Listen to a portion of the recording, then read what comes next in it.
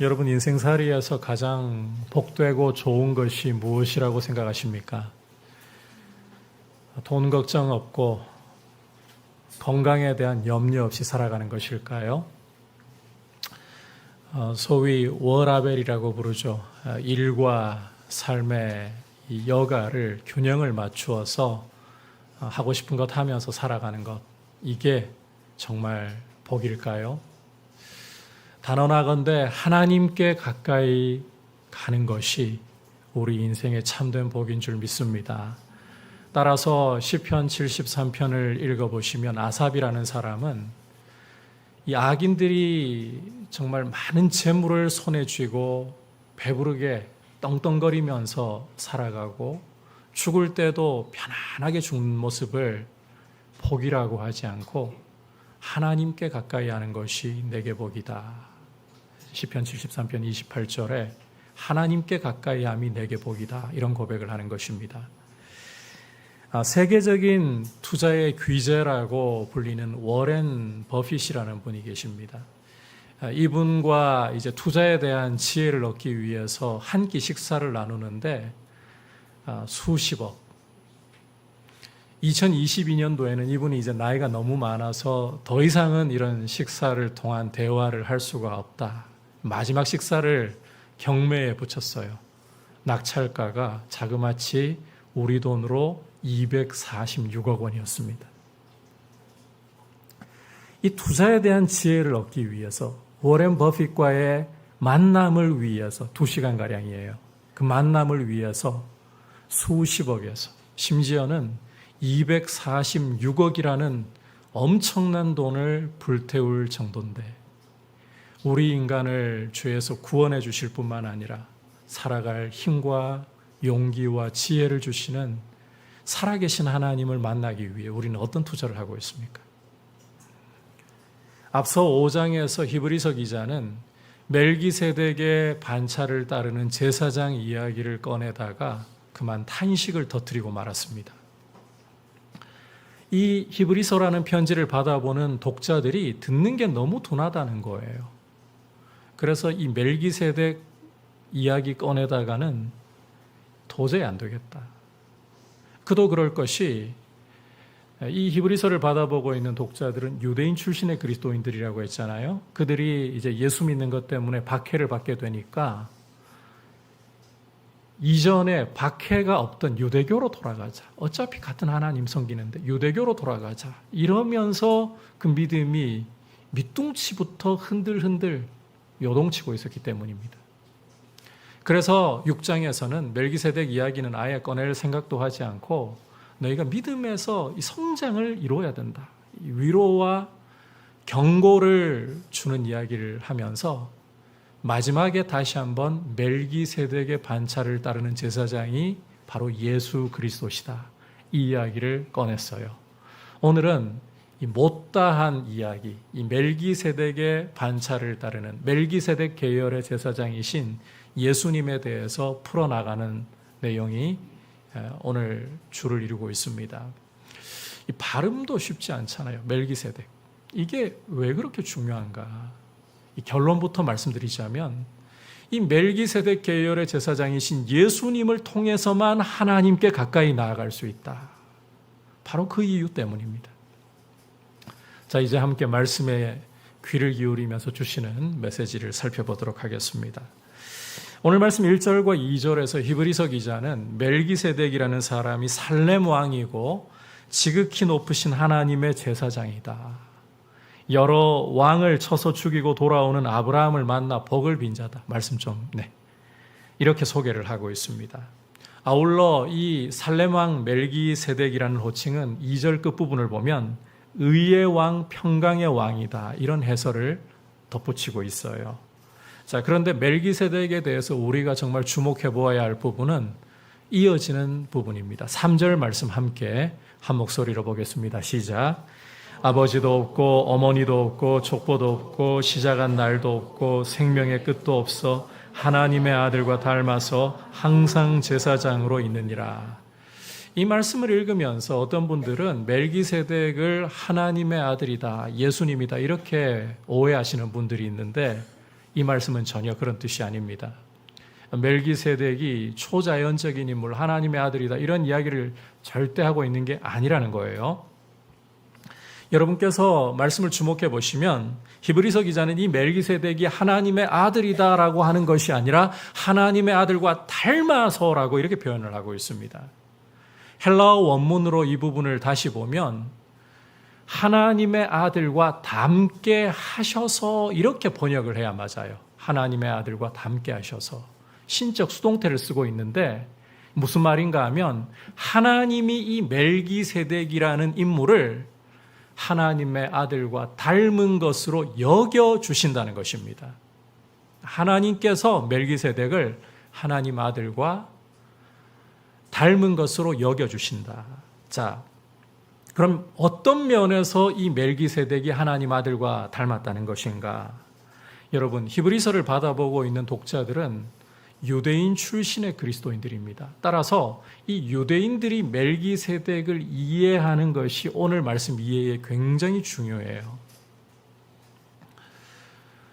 멜기세덱에 대한 최초 말씀이자 사실상 마지막에 해당한다고 봐도 무방하죠. 시편 110편 이후에는 더 이상 이야기를 안 하니까. 이 창세기 14장은 이 사람이 살렘 왕이고 지극히 높으신 하나님의 제사장이다, 이 설명 말고 아무 설명을 하지 않아요. 출신에 대해서, 배경에 대해서 아무 설명 안 하는 거예요. 아버지가 누구인가, 어머니가 누구인가, 족보가 어떻게 되는가, 이 사람의 시작은 어떠하고 끝은 어떠하고 전혀 설명을 하지 않습니다. 여러분께서 창세기 14장 읽어보시면 문자 그대로 이 멜기세덱은 갑자기 나타났다가 그걸로 기록이 끝이에요. 더 이상의 묘사가 없어요. 참고로 주후 1세기에 유대인들은 어떤 해석 전통이 있었느냐, 성경을 해석할 때에 그 랍비들이 어떤 해석 전통을 가지고 있었는가 하면 잘 들으셔야 돼요. 토라에 없는 것은, 율법에 없는 것은 세상에 존재하지 않는다. 이해하시겠어요? 이 율법에 없는 것은 세상에 존재하지 않는다. 그러니까 성경에 이 율법에 멜기세덱에 대해서 기록을 하면서 아버지 어머니에 대한 이야기, 족보 이야기, 시작 이야기, 끝 이야기 전혀 기록하지 않았으니까 이 사람은 아버지도 어머니도 없다, 시작도 끝도 없다, 생명의 끝도 없다, 이렇게 받아들인다는 겁니다. 이걸 좀 바꿔가지고 쉽게 우리에게 직관적으로 와닿게 설명하면 멜기세덱은 불멸의 대명사라는 거예요. 죽지 않고 영원히 살아있다라는 것의 대명사가 된다는 겁니다. 그래서 여러분이 이 성경에서 멜기세덱이라는 이름이 나오면 자, 간단한 요약입니다. 영원히 죽지 않고 살아있다, 이 이야기로 알아들으시면 된다는 거예요. 이해하셨죠? 네, 이 부분까지 이해 안 되시는 분이 없으시죠? 자, 이거 이해가 안 되면 오늘 말씀 이해가 안 돼서 그래요. 계속해서 4절 이하를 여러분께서 보시면 이제는 이 멜기세덱이라는 사람의 위대함을 증언하는 내용이에요. 특히 아브라함이 이 멜기세덱에게 노량물 중에 10분의 1을 준 것을 가지고서 위대함에 대해서 증언을 하기 시작합니다. 자, 6절부터 9절까지 한 목소리로 읽어보겠습니다. 시작. 레위 족보에 들지 아니한 멜기세덱은 아브라함에게서 10분의 1을 취하고 약속을 받은 그를 위하여 복을 빌었나니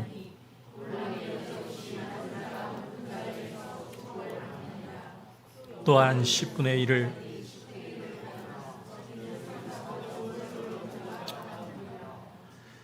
계속해서 아브라함으로 말미암아 10분의 1을 바쳤다고 할 수 있나니 이는 멜기세덱이 아브라함을 만날 때에 레위는 이미 자기 조상의 허리에 있었음이니라. 자, 말씀의 이해를 돕기 위해서 지금 읽다 보니까 여러분 아마 머리에도 잘 들어오지도 않을 것 같아요. 이해를 돕기 위해서 구약 제사장, 레위 제사장에 대한 설명을 좀 드려야 하는데 구약 시대의 레위 제사장들은 이스라엘 백성들로부터 11조를 받았습니다. 토지 소산의 11조를 받았다는 거예요. 그런데 그런 권세를 누릴 수 있었던 이유는 율법이 그렇게 명하고 있기 때문에. 자, 보십시오. 아브라함에게서 태어난 같은 조상을 가지고 있는 사람들이에요. 그런데 이 레위 지파만큼은 그 중에서도 아론과 그 아들들, 제사장들만큼은 똑같은 아버지를, 조상을 모시고 있어도 자기 형제들에게 11조를 취할 수 있는 권세를 얻었습니다. 율법이 그렇게 명하고 있으니까. 자, 그래서 히브리서 5장에서는 이 레위 제사장들에 대해서 그 직분에 대해서 존귀하다는 표현을 썼어요. 그런데 멜기세덱은 이 레위 계열에 속하지 않습니다. 레위하고 전혀 상관도 없는 이 멜기세덱은 아브라함으로부터, 이 아브라함에게서 누가 났습니까? 레위가 증손자로 났잖아요. 아브라함에게서 11조를 취했다. 그리고 아브라함에게 복을 빌어주었다. 여기에 위대함이 있다는 거예요. 좀 더 상세하게 풀어 설명을 하자면, 자, 먼저는 이 멜기세덱이 아브라함에게 복을 빌어주었다는 것에서 위대함이 드러나고 있는데, 여러분, 유대인들은 거두절미하고 낮은 자가 높은 자로부터 축복을 받는다고 여기고 있습니다. 낮은 자가 높은 자로부터 당연히 축복받는 것이지. 자, 그래서 멜기세덱이 아브라함에게 복을 빌어주었다. 누가 높다는 겁니까? 멜기세덱입니까? 아브라함입니까? 멜기세덱. 여기에서 이 위대함이 드러난다. 이스라엘의 조상인 아브라함도 멜기세덱에게 축복을 받았으니까. 두 번째로는, 자, 8절을 여러분께서 보시면 레위 제사장들은 죽을 사람들인 반면에 이 멜기세덱 같은 경우는 뭐의 대명사라 그랬습니까? 불멸, 영원히 죽지 않음의 대명사라고 했었죠. 이게 그냥 나오는 이야기가 아니라 성경이 멜기세덱을 이렇게 표현했기 때문에 멜기세덱은 불멸의 대명사가 되는 거예요. 자, 성경이, 율법이 그렇게 말하면 끝인 겁니다. 죽는 자들과 불멸의 인물, 누가 위대합니까? 불멸인 거예요. 자, 마지막으로 이 형제들에게서 11조를 취할 권한을 레위 지파가 가지고 있다고 했잖아요. 그 중에서도 아론과 그 아들들. 그런데 자, 여러분께서 10절을 읽어보시면 아브라함이 멜기세덱 만날 때, 자, 아브라함 허리에 누가 있었다고 이야기를 하고 있습니까? 쉽게 이야기하면 그 레위의 씨앗이 아브라함 속에 있었다는 거예요. 유전적으로 이야기를 하자면 레위 씨앗이 조상이니까, 증조 할아버지니까 그 속에 이 레위의 씨앗이 있었다는 거예요. 그래서 아브라함이 11조를 멜기세덱에게 바칠 때 아브라함을 통해서 레위도 덩달아서 11조를 멜기세덱에게 드렸다. 자, 이 레위 지파의 제사장들이 형제들로부터 11조 받는 권한을, 특권을 가지고 있는데, 이런 사람들조차 아브라함을 통해서 멜기세덱에게 11조를 바쳤다. 누가 위대하다는 겁니까? 레위입니까? 아니면 멜기세덱입니까? 멜기세덱. 이런 세 가지 면에서 멜기세덱은 우월하고 위대할 수밖에 없다는 거예요. 자, 정리를 해보자면 멜기세덱이라는 인물은 성경의 기록을 통해서 보듯이 아버지도 어머니도 족보도 시작도 끝도 없는 불멸의 대명사이기 때문에, 그리고 형제들에게서 11조를 받는 권한 가진 레위조차도 아브라함을 통해 11조를 바쳐야 할 정도의 위대함을 가지고 있기 때문에 이 멜기세덱의 반차를 따르는 제사장이다. 이 표현은 영원한 제사장, 위대한 왕적 제사장이다. 이런 의미를 가진다는 거예요. 여러분 이해하셨어요? 멜기세덱의 반차를 따르는 멜기세덱 계열의 제사장이라는 말은 불멸의, 죽지 않는 영원한 제사장, 그리고 왕적인 존귀함과 위대함을 가지고 있는 제사장이다. 이런 뜻이라는 겁니다. 자, 그렇다면 이제 히브리서 기자가 이 참 들어봐도 무슨 소리를 하는가. 처음에는 이해도 안 될 이런 멜기세덱의 반차를 따르는 멜기세덱 계열의 제사장 이야기를 왜 하는 것인가? 자, 그 이유가 앞서 예수 그리스도께서 누구의 반차를 따른다? 이 멜기세덱의 반차를 따르는 제사장이라고 소개를 했기 때문이에요. 자, 그런데 우리가 이제 질문을 좀 던져봐야 됩니다. 자, 이미 이 땅에는 레위 제사장들이 제사를 통해서 이스라엘 백성과 하나님 사이를 연결해주는 역할을 하고 있었단 말이에요. 그런데 왜 굳이 레위가 아닌 멜기세덱 계열의 제사장이 필요한가? 이 질문을 던져봐야 돼요.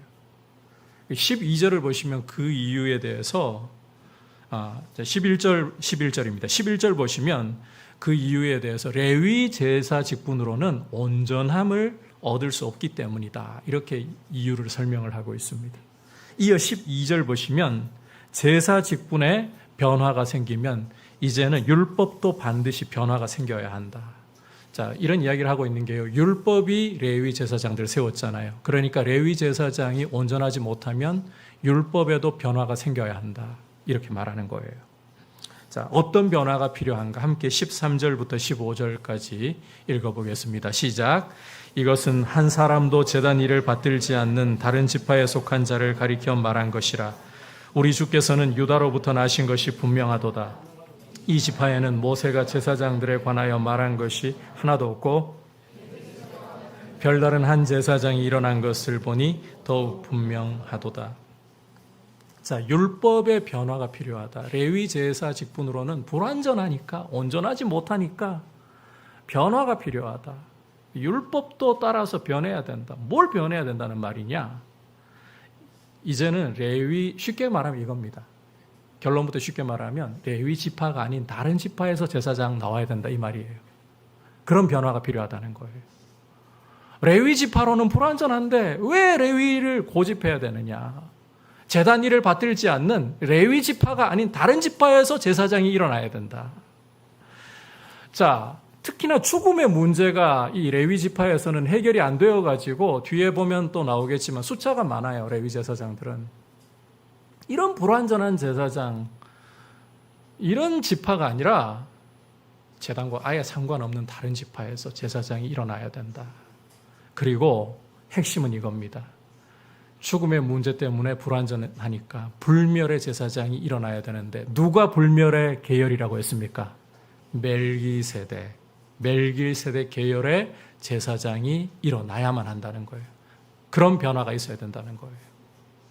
중요한 것은 이 멜기세덱 계열의 제사장이 누구이시다? 예수 그리스도. 예수 그리스도는 어느 지파? 유다 지파에서 나셨다는 거예요. 이걸 충족시키는 분이라는 거예요. 그래서 여러분께서 16절과 17절을 읽어보시면 이런 설명을 하고 있습니다. 같이 읽어보겠습니다. 그는 육신에 속한 한 계명의 법을 따르지 아니하고 오직 불멸의 생명의 능력을 따라 되었으니 증언하기를 내가 영원히 멜기세덱의 반차를 따르는 제사장이라 하였도다. 자, 예수님은 율법 따라 제사장 되신 게 아니에요. 여기 16절에 보면 육신에 속한 한 계명의 법이라는 게 율법.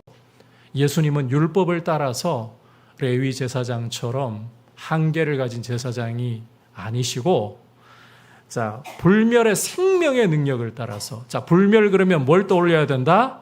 멜기세덱 계열의 제사장이시기 때문에 불멸의 생명의 능력을 따라서 제사장이 되셨다. 율법의 한계를 뛰어넘는 생명의 능력을 따라서 제사장이 되셨다. 쉽게 말하면, 간단하게 말하면 영원히 살아계신다는 거예요.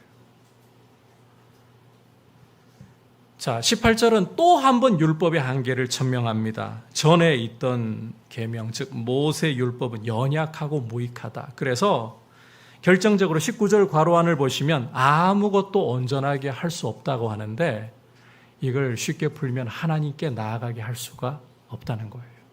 하나님께 나아가게 도와줄 수가 없다. 따라서 이 율법은 폐하고, 이제 19절 후반부를 보시면 더 좋은 소망을 주셨는데 이 더 좋은 소망이라는 게 하나님께 나아갈 수 있게 하셨다는 거예요. 멜기세덱의 반차를 따르는 예수님이 우리 인생으로 하여금 하나님께 나아갈 수 있는 더 좋은 소망을 열어주셨다라는 것입니다. 자, 정리를 해보자면 구약 시대의 레위 제사장들의 경우는, 그리고 이 레위 제사장들을 세운 율법은 온전하지 못하다. 레위 제사장들은 특히나 자꾸 죽으니까 이 불완전함을 어떻게 할 도리가 없다. 그걸 명한 율법도 따라서 변화되어야 된다. 그래서 이제는 레위 계열이 아닌 유다 지파로부터 예수 그리스도를 하나님이 제사장으로 세우셨는데, 예수 그리스도는 멜기세덱 계열의 불멸의 영원히 살아계신 제사장이셔서 이 예수 그리스도를 힘입어서 나아가면 누구라 할지라도 하나님께 가까이 나아갈 수 있다라는 것이에요.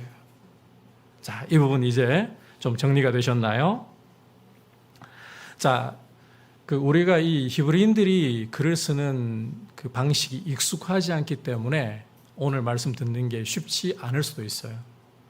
이걸 또 한 번 반복하면서 히브리서 기자는 강조를 합니다. 21절부터 쭉 이어지는 내용을 보시면 또 한 번 레위 제사 직분의 한계와 이 소위 무익함과 예수 그리스도, 멜기세덱 계열 제사장이신 예수 그리스도의 탁월하심을 대조하면서 어느 걸 붙잡아야 할지를 강조하고 있습니다.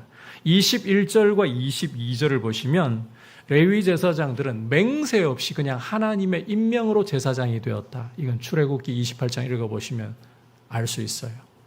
반면에 멜기세덱 계열 제사장이신 예수님은 시편 110편 4절이 증언하고 있는데 하나님이 맹세로 세우신 제사장이에요. 맹세로. 레위 계통은 맹세 없이 임명으로 그냥 제사장 되었는데 예수 그리스도는 맹세로 제사장을 세우셨다는 거예요. 여러분, 앞서 맹세라는 게 어떤 역할을 한다 했습니까? 어떤 일에 대한 확증, 보증 역할을 한다고 했죠. 그래서 이 예수님을 통해서 하나님께 나아가면 두려움 없이 하나님께 나아갈 수 있게 해주신다. 이 보증, 더 나은 이 언약의 보증이 되신다는 거예요. 하지만 예수님의 탁월하심은 여기서 그치지 않아요. 이제 23절, 24절 한 목소리로 읽어보도록 하겠습니다. 시작. 제사장 된 그들의 수요가 많은 것은 죽음으로 말미암아 항상 잊지 못함이로되 예수는 영원히 계심으로 그 제사장 직분도 갈리지 아니하느니라. 자, 레위 제사장들 앞서 이야기했지만 숫자가 많아요. 왜? 자꾸 죽으니까. 그러니까 이 제사장은 죽을 때가 되면 또 다른 제사장으로 그 아들 때로나 형제 때로 자꾸 바뀌어야 되는 거예요. 죽음 때문에 숫자가 많은 겁니다. 그런데 예수 그리스도는 멜기세덱, 불멸의 제사장입니다. 그 직분이 바뀔 이유가 없다는 거예요. 자, 그리고 이것은 필연적으로 어떤 결론에 이르느냐? 여러분, 성경을 읽어보시면 죽음은 무엇 때문에 찾아온 두려움이고 고통입니까? 죄 때문에 찾아온 결과입니다. 이 레위 계통 제사장들은 죄의 문제 스스로 해결이 안 된다는 거예요. 하지만 예수 그리스도는 불멸이라는 말은 죄가 없으시다. 자, 그래서 26절, 27절 읽어보시면 이런 이야기를 하고 있습니다. 같이 보겠습니다. 시작. 이러한 대제사장은 우리에게 합당하니 거룩하고 악이 없고 더러움이 없고 죄인에게서 떠나 계시고 하늘보다 높이 되시니라. 그는 저 대제사장들이 먼저 자기 죄를 위하고 다음에 백성의 죄를 위하여 날마다 제사 드리는 것과 같이 할 필요가 없으니 이는 그가 단번에 자기를 드려 이루셨습니다. 자, 이 구약 아론 계열의 레위 계열의 제사장들은요, 자꾸 죽는다 했잖아요. 결국은 죄 때문에 죽는 거거든요. 자기 죄 문제 부분을 해결을 해야 하나님께 나갈 수 있어요. 그래서 백성을 위한 제사를 드리기 전에 자기 죄부터 속죄하는 제사를 드려야만 되는 거예요. 그런데 예수님은 그러실 필요가 없다. 당신도 죄가 없이 완전한 분이신데 또 당신 자신을 뒤에 가면 이 부분도 상세한 이야기가 나옵니다. 흠 없는 완전한 제물로 단번에 영원히 드리셔서 죄 사함을 완전히 이루셨다는 거예요. 자, 레위 제사장들은 자기 죄도 이게 해결해야 되는 사람들이니까 제사를 해마다 반복해서 드려야 돼요. 하나님께 나아가는 길이 그래서 구약에서는 잘 안 열립니다. 잘 열리지를 않아요.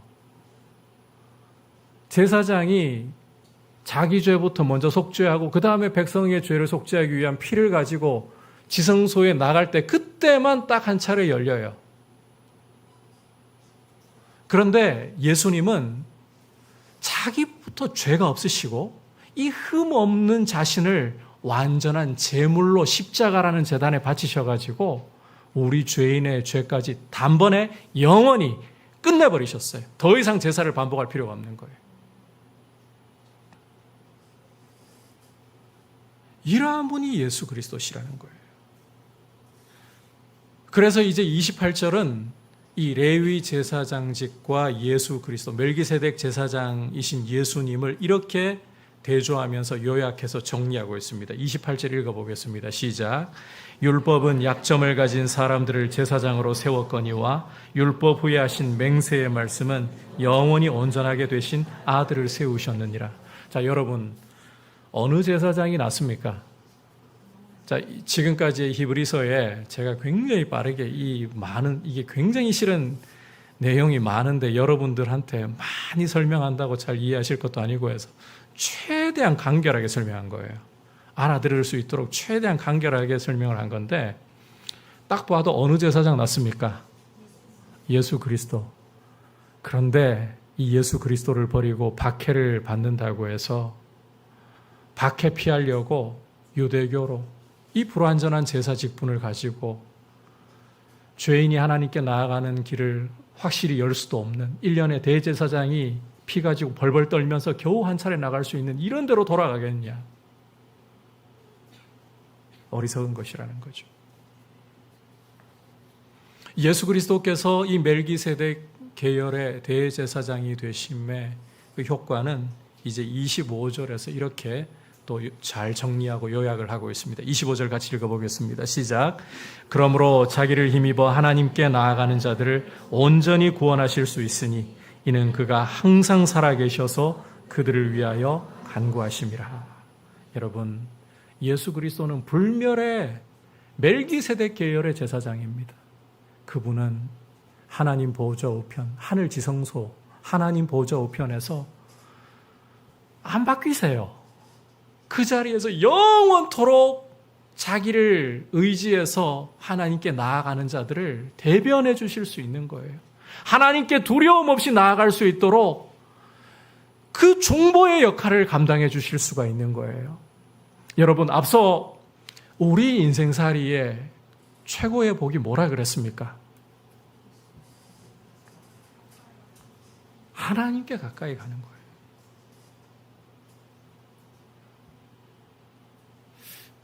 어디에 가면 제 머리는 항상 화제가 되더라고요. 지금 제가 5학년 1반인데 머리 색깔이 굉장히 지금 그래도 이 조명 아래서 어두운 공간에서 조명 아래서라서 조금 덜한데 햇볕에 나가면 허예요. 그래서 예전에 이제 뉴질랜드에서 사역하시던 장철호 선교사님 이제 은퇴하실 날이 얼마 안 남으셨잖아요. 70이 다 되신 분인데 이제 한국 나오셔가지고 제가 전에 동대구 복합환승센터에 마중을 나갔단 말입니다. 제 아내가 옆에서 뭐라고 하는가 하면 장철호 선교사님 내려오시는 걸 보면서 장철호 선교사님 그 이야기 하셨던 것 같아요. 친구가 마중 나온 줄 알았다고. 네. 이렇게 약한 육신을 우리가 가지고 있고 쇠하는 육신을 가지고 있기 때문에 그 피부로 체감하기에 건강하게 살아갈 수 있다면 또 돈에 늘 궁핍함을 가지고 지내왔다면 돈 문제 좀 한번 속 후련하게 쓰고 싶은 거 좀 마음껏 쓸 수 있는 그런 좀 풍족함을 가지고 살아갈 수 있다면 이런 거 저런 거 다 필요 없고 자식들 좀 잘 성공했으면 좋겠다. 이런 여러 가지 것들을 생각하면서 피부에 와닿기는 그게 우리 인생살이의 축복인 것처럼 보입니다. 그런데 여러분 그런 충동을 받았던 앞서 시편 73편 이야기했잖아요. 아삽 같은 경우에 하나님의 성소에 들어가서 하나님께 기도할 때 지각이 제대로 열리고 어리석음이 떠나가니까 뭐가 복으로 보이느냐? 하나님을 가까이 하는 게 복이라는 거예요. 여러분 우리 인생에 비극이 왜 찾아온 줄 아십니까? 죄의 문제입니다. 죄의 문제. 하나님께서 우리를 지으실 때에 어떤 피조물보다도 존귀하게 하나님 형상을 따라 지으셨어요. 그리고는 하나님을 의지하고 하나님 가까이 하면서 하나님을 아버지로 부르면서 살아갈 때 그게 복이고 생명이게 만드셨어요. 그런데 우리 인생이, 우리 조상 아담이 어떤 선택을 했습니까? 뱀의 유혹을 받아서, 저 마귀의 유혹을 받아서 하나님이 내 인생에 배나라, 감나라, 사사건건 간섭하시는 게 싫습니다. 나는 하나님 없으면 못 살아요, 인간이. 원래 그렇게 지음받았어요. 그런데 하나님 없이 내 인생을 내가 왕이 되어가지고 살아가겠습니다. 하나님을 거절하고 하나님을 인생에서 밀어내어버린 것, 바로 이것이 성경은 죄이고 이것이 인간의 비극을 가져온 것입니다. 여러분, 돈이 없어서, 돈이 없는 것은 불편함을 줄 수 있어요. 몸이 건강을 잃어버려서 고통을 당할 수는 있어요. 그러나 고통이나 불편함이 곧 비극은 아니에요. 진정한 비극은 하나님 없는 거예요. 하나님이 없으면, 그리고 하나님이 일반 은총으로 이 세상을 붙잡아 두지 않으시잖아요. 적자생존에 그야말로 정글의 모습으로 세상은 변합니다. 약육강식으로 바뀐다는 거예요. 우리나라가 지금 북한으로부터 이 위협을 끊임없이 지금 몇 년입니까 도대체? 6.25 발발한 해로부터 따지자면 지금 75년째 오고 있잖아요. 남북이 분단되어서 끊임없이 이 북한에 언제 도발할지 모르는 위협. 우리는 이 속에서 그냥 살고 있다 보니까 무뎌졌습니다만 언제든지 도발할 수도 있어요.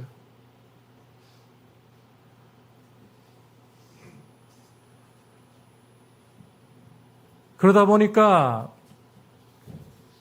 우리가 무뎌져 있다 보니까 자꾸만 우리 피부에 와닿는 것이 축복이라고 착각에 빠집니다. 우리의 지각이 무뎌지면 돈이 없으면 안 되는 줄로 생각해요. 우리의 성공, 우리가 바라던 성공이 내 손에 안 잡히면 그게 진짜 불행인 줄로 착각을 하는 거예요. 아닙니다. 하나님 없는 것이 진정한 비극입니다. 하나님이 안 잡아주시면, 말씀드렸잖아요. 이 상태도 유지 못하고 언제 도발할지 모르는 거예요. 일반 은총으로 하나님이 잡아주고 계시기 때문에 약육강식의 세상이 아닌 그래도 도덕과 질서가 유지가 되고 인간 사회라는 것이 돌아갈 수가 있는 거예요. 한 번씩 성경을 우리가 읽어보면 하나님이 그 은총의 손길을 걷어버리실 때 이스라엘 쳐들어왔던 원수들끼리, 자기들끼리 서로 자멸하고 죽이는 일들이 벌어져요. 지금도 세상에 대해서 하나님께서 은총의 손길을 조금이라도 거두어 버리시게 되면 세상은 지옥이 돼요. 하나님 없는 게 불행인 거예요. 비극인 거예요. 하나님께 가까이 하는 게 진정한 축복이고 인생살이에서 진정한 행복이다. 그런데 이 하나님께 어떻게 가까이 갈 수 있냐는 겁니다. 여러분, 하나님은 거룩한 분이십니다. 어둠이 조금도 없으신 완전한 빛 가운데 거하시는 분입니다. 소멸하는 불이십니다. 이런 하나님께 죄인된 우리, 아담의 피를 물려받아서 하나님 없이 태어났고 하나님을 모르고 태어났고 하나님 없이 살아가던 우리가 어떻게 가까이 갈 수 있느냐? 바로 멜기세덱계 통해 불멸의 제사장이신 예수 그리스도를 통해서 나아간다는 거예요. 여러분, 그리스도가 아니고서는 누구도 하나님 앞에 나아갈 수 없습니다. 워렌 버핏과의 식사, 돈으로 살 수 있지만 하나님께 가까이 나아가는 것은 돈으로 살 수가 없어요. 힘이 있다고 할 수 있는 게 아니에요. 우리나라가 이게 상당히 외모지상주의에 빠져 있잖아요. 외모가 뛰어나다고 할 수 있는 게 아닙니다. 멜기세덱의 계열이신 불멸의 제사장이신 예수 그리스도, 그분이 우리 위에 십자가에서 자기를 흠없는 제물로서 단번에 영원히 그 피로 죄를 사하는 제사를 드리셨기 때문에, 그리고 이제는 부활하셔서 제사장으로서 보좌 우편에서 우리를 위해 간구하시기 때문에 하나님께 두려움 없이 아빠 아버지라 하며 나갈 수 있는 거예요. 여러분, 우리 어떠함이 아닙니다. 오늘 이 자리에 나오신 여러분, 주일 예배 드리러 올 때마다 그런 불편함, 부담감이 좀 일어날 수도 있을 것 같아요. 한 주간 동안에 잘 못 살았다면 예배 드리러 갔을 때 하나님 어떻게 나를 보실까? 죄 많이 지었다고 생각하는 주간에는, 주일에는 예배당에 들어올 때 그 전까지는 그러지 않아도 예배당에 들어올 때부터 왠지 모르게 좀 고개가, 나도 모르게 어깨가 약간씩 숙여지고 움츠러드는 것 같아요. 찬양을 할 때에는 이런 모습을 가지고 찬양을 해가지고 될까? 여러분, 아무리 깨끗하게 살아도 우리 자신 가지고는 당당하게 못 들어옵니다. 찬양할 수 없습니다. 그러나 아무리 부족하고 아무리 연약하고 죄가 많을지라도 우리를 위해 십자가에 그 피로 단번에 영원한 제사를 드리신 예수 그리스도, 불멸의 제사장으로서 하나님 보좌 우편에서 우리를 대변하시는 제사장이신 그리스도를 의지하고 온다면, 여러분의 죄가 주홍빛과 같을지라도, 여러분의 죄가 아무리 빽빽하고 짙을지라도, 이러하기 때문에 나는 아버지가 필요합니다. 이러한 모습이기 때문에 나는 하나님의 은혜가 필요합니다. 예수 그리스도 때문에 담대히 나아갈 수 있는 줄 믿습니다. 그리스도만이 우리의 산소망, 우리의 하나님께 나아갈 수 있는 완전한 길이 되시는 거예요. 여러분, 회개가 무엇입니까? 회개의 핵심은요, 단순히 여러분이 하나님 앞에서 눈물을 짜내면서 죄를 나열하는 게 아니에요. 그런 요소가 회개 안에 들어있죠. 그런데 그렇게 하고서도 내 자신의 어떠함을 의지하려고 한다. 그게 회개인가요? 내 깨끗함을 가지고서 하나님 앞에 서려고 한다. 그게 회개인가요? 아닙니다. 그리스도만이 나의 유일한 의지이시고 하나님 앞에 설 수 있는 유일한 의로움, 거룩함이십니다. 그 상한 마음, 그 깨어지고 의지하는 마음이 회개의 가장 중요한 부분입니다. 마귀는 우리의 어떠함을 내세우게 만듭니다. 자꾸만 마귀는 우리 자신 깨끗해질 때까지 아직 멀었어. 그래가지고 눈물이 그래 나가지고서 무슨 하나님께 낯짝을 내밀겠다라고.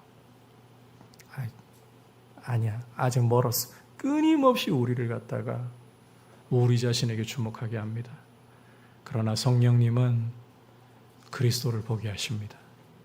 우리의 부족함이 아무리 클지라도, 여러분, 삶이 다 망가져 버리고 더 이상 칠 수 있는 바닥이 없을지라도, 그러나 예수 그리스도께 의지하고 그리스도께 우리의 시선을 두고 그리스도를 부르며 나올 때 하나님 앞에 두려움 없이 나아갈 수 있도록 하나님이 영접하시고 우리의 죄를 씻어주시고 일어날 수 있도록 용기를 주시고 살아갈 수 있도록 힘과 지혜를 주시는 줄 믿습니다. 그리스도를 통해 이 하나님을 의지하면서 믿음으로 앞으로 나아가는 이 자리에 계시는 한 분 한 분 되시기를 축복합니다. 오늘 상당히 단단한 음식이에요. 제가 최대한 안 어렵게 하려고 애써도 여러분 설교 오늘 좀 힘들잖아요. 그렇죠? 굉장히 힘든 내용이에요.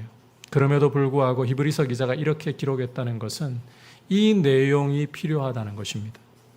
이게 믿음 세우는데 필요한 내용이 아니었다면 더 다 가지치기 해버렸을 거예요. 그래서 여러분 그리스도를 알아가기 위해 힘쓰고 단단한 음식을 먹으면서 그리스도를 더욱더 신뢰할 수 있도록 여러분의 지각이 자라갈 수 있기를 힘쓰고 그리스도 때문에 더욱더 하나님 앞에 친밀히 나아가는 여러분 되시길 축복합니다. 오늘 멜기세덱 계열의 제사장이신 예수님에 대해 함께 말씀을 보았습니다. 여러분 멜기세덱은 간단하게 말하면 이거예요. 시작도 끝도 족보도 없는 아버지 어머니도 없는 그 말은 불멸의 제사장이다. 왕적인 존귀한 제사장이다. 그래서 예수 그리스도께서 이 멜기세덱 계열의 제사장이 되신다는 것은 영원히 살아서 당신의 이름을 의지하고 하나님께 나아가는 자를 능히 구원하시고 하나님을 가까이 하게 하실 수 있는 분이시다. 이 예수 그리스도 더 알고 더 사랑하고 더 자랑하는 우리 모습 되기를 축복합니다.